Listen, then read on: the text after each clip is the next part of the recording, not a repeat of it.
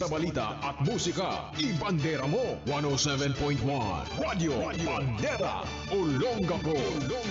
Basta radyo, ibandera mo. Basta radyo, ibandera mo.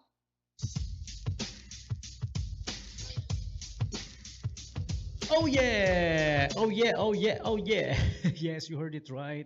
Basta Radyo Ibandera Mo. Hey, welcome everybody. Welcome to the ano araw ngayon? Thursday, July ano nga ba? July 10, 2025 edition of this radio show. This is Radyo Bandera and you're with me. My name is DJ Tommy G, the Hitman. We are coming to you live from Casa Gilda Resort, kung saan located ang ating 107.1 FM Radyo Bandera Radio station. Okay?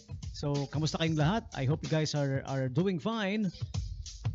Okay? Check the time. It's now 8:20 in the evening and the time check brought to you by Angel's Pizza. If you're craving for pizza, I suggest you guys try Angel's Pizza. Okay? Visit their official Facebook page so you will see the official menu, and they are promoting this creamy spinach sushi baked pizza. I've tried this pizza. I tried this flavor. It's super delicious. Sushi meets pizza in the most epic way. Introducing Angel's Pizza creamy spinach sushi bake, cheesy, creamy, and loaded with bold flavors in every slice. Okay, so visit the official Facebook page, Angel's Pizza Olongapo, and it's also available. They're available. Pwede kayong order via the app called Grab Food and Food Panda. Okay, so you guys check it out. That's all you gotta do.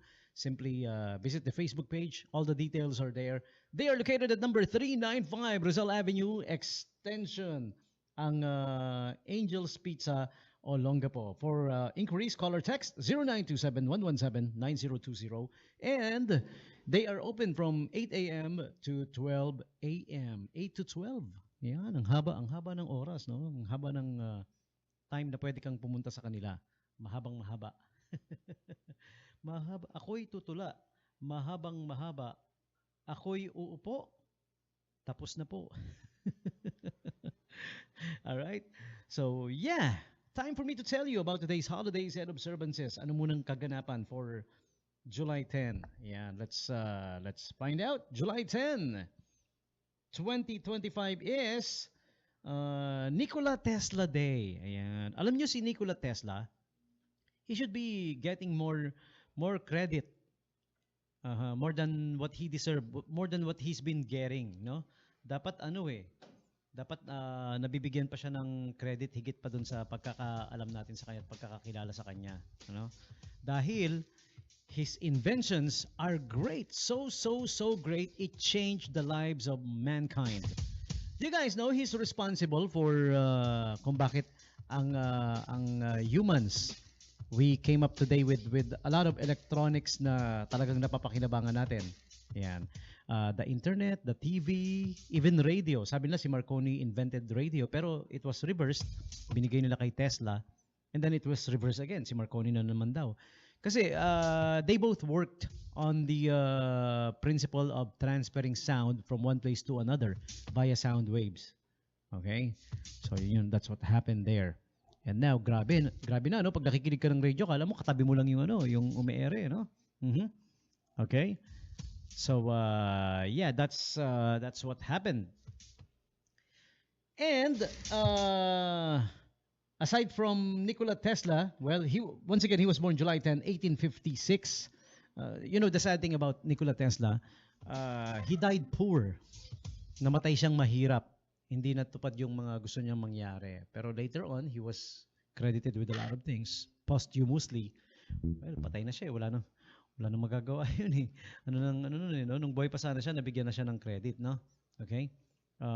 Ang karamihan ng inventions niya, ayaw niyang gusto niyang ibigay for free. Kunyari, example, yung electronic grid na he was working on. Alright? Electricity grid, I mean. Yung power, yung kuryente, is gonna be harvested.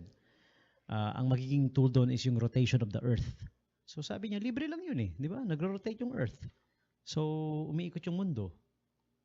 So, pwede nang libre na lang sa tao yun. Ba't natin sisingilin? Parang ganun. But company he works for, the engineers financing him, doesn't want that. Gusto nila syempre kikita sila ng malaki. So there you go, that's what happened. Namatay siyang mahirap. Hindi na sa katuparan yung gusto niya. Okay, so aside from that, also, July 10 is Kitten Day. Kittens, yung mga araw ng mga kitten, ang cute na kittens.